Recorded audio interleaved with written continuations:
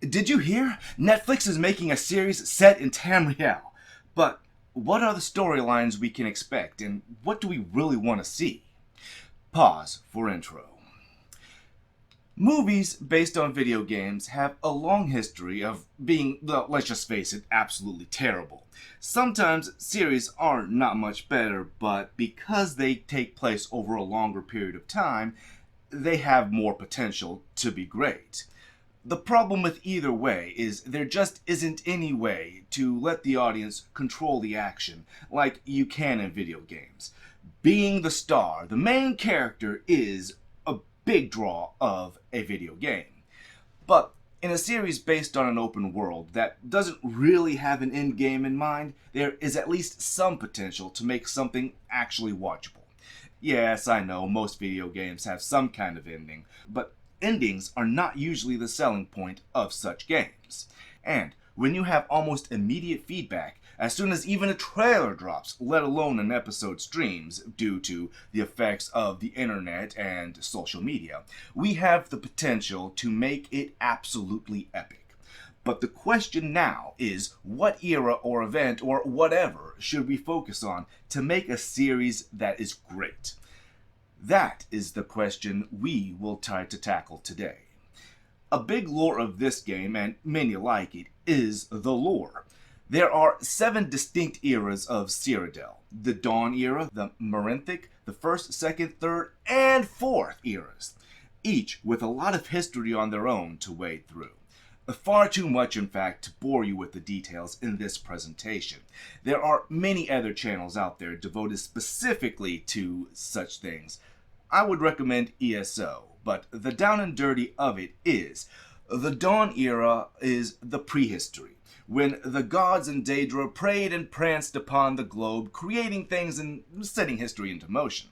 In fact, at this time, there was no such thing as time. It hadn't been invented yet.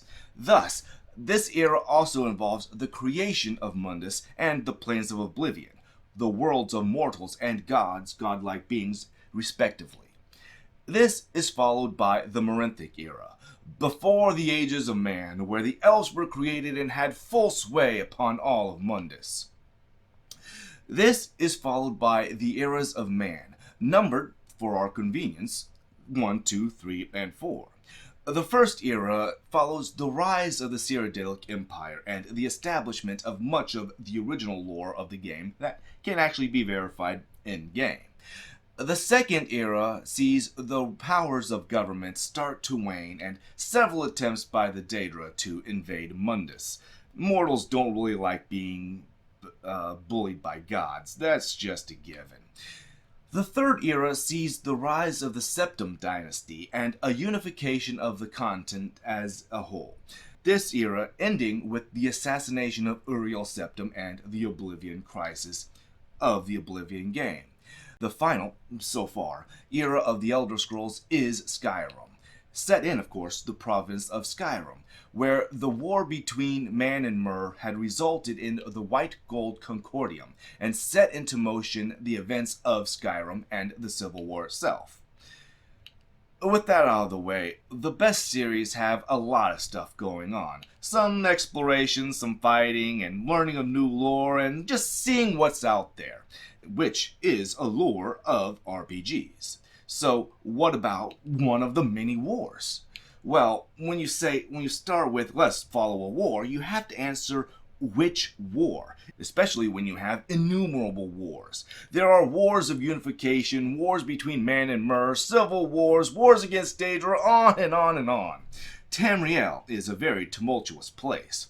Well, what a series follows would depend on what you want to see. Whether or not you want new, never-before-seen places, or something a bit more familiar. But it won't do to go over the same storylines as the games. After all, that would piss off the gamers, who would be the core audience of such a series. Though, if you were to follow one of the mini games, my vote would be for the Oblivion Crisis, followed by Skyrim. The Search for the Heir just has a bit more lore and story going for it. And, of course, a War of Unification would let us see the world, but in this case, it would only be the world of Skyrim, not Tamriel. But this would be lands known by gamers, and we wouldn't see all of Tamriel. Yes, there is the Elder Scrolls Online game, which does explore the entire continent of Tamriel, but it is an MMO, and yeah, can't really make a good movie out of that. Yeah, go figure. Yeah, I wish they knew that at the beginning of that. And of course, we wouldn't just want to see a lot of traveling. That would be boring. So, we might want to stick with some of the major provinces, at least for a while. We can throw prehistory right out to begin with. After all, it's prehistory. There's just nothing there to explore. So, what we are left is one of the 4 eras of man. But, again, which one? Are we looking for a rise of an empire, or its decline? I say it would be more interesting to follow the rise, as we wouldn't have to deal with the shadowy politics that always seem to arise when a civilization falls. And there is just so much more opportunity for challenging, but not yet overwhelming competition. Again, you would run into the problem of changing the history within the movies that the gamers just wouldn't like. And this is because during a series, things just have to happen. There's just no way to mesh the two things, as it just doesn't translate well. Though a good writer can craft a tale that can satisfactorily bridge this chasm, but is that any really necessary? What if an event could be explored that would in no way affect the lore we have come to adore, unless we actually said it? The Elder Scrolls gives us that exact opportunity, not 1, not 2, but 3 times. The fact is, the scrolls themselves are powerful artifacts that can bend reality and time, and one does not even need a gauntlet to do it. Events, called Dragon Breaks, are a split in the timeline, a sandbox that lets us explore the reality without changing it, unless we hit the render button and extrude all that we want to see into reality. Like The Construct. This gives show producers free rein to make compelling stories that won't impact the game's lore unless we allow it to be done. But which Dragon Break should be chosen? During the first era, as the Cyrodiilic Empire is established, the Dwemer disappear, and the Battle of Red Mountain occurs. In this storyline, we could follow an Akatosh scholar or a Psijic monk, or a team of such, as they try to figure out why time has gone wonky and is fracturing. We could see magic and science as it occurs for Dwemer, and even interact with a few as the team attempts to repair time itself. This lets us see battles, interact with dragons, Dwemer, man, and Myrrh. A downside would be removing the mystery of the Dwemer, and sometimes a mystery should be that, unknowable. The longest Dragon Break that occurred is the Middle Dawn. For over 1,000 years, time was just not right. Even a Time Lord would find it a bit wonky. It being so long gives us plenty of room to give fantastical accounts of many stories around the globe, and provide near endless opportunities for series continuations and spin-offs. Again, we could follow a team trying to fix time, and in this Dragon Break, we could learn that due to the events of the previous Dragon Break, an exclusive order was established to prevent and or repair time if such events needed, perhaps the Psijic monks themselves. But because this Dragon Break occurred due to the willful events, it would have been harder to repair.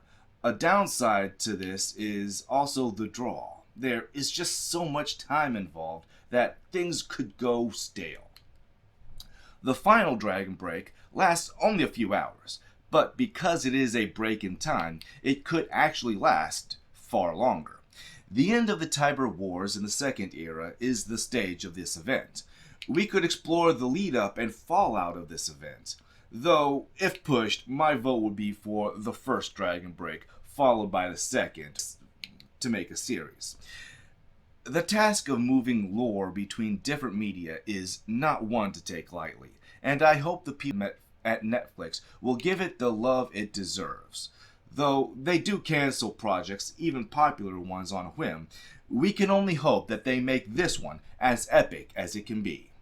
Thanks for watching. Please like and subscribe for more great content.